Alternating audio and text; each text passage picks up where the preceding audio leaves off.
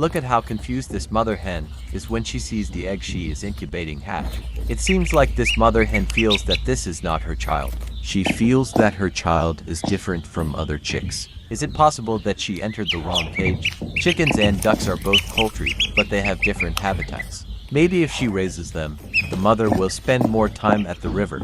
Is this intentional? Write your opinion in the comments column.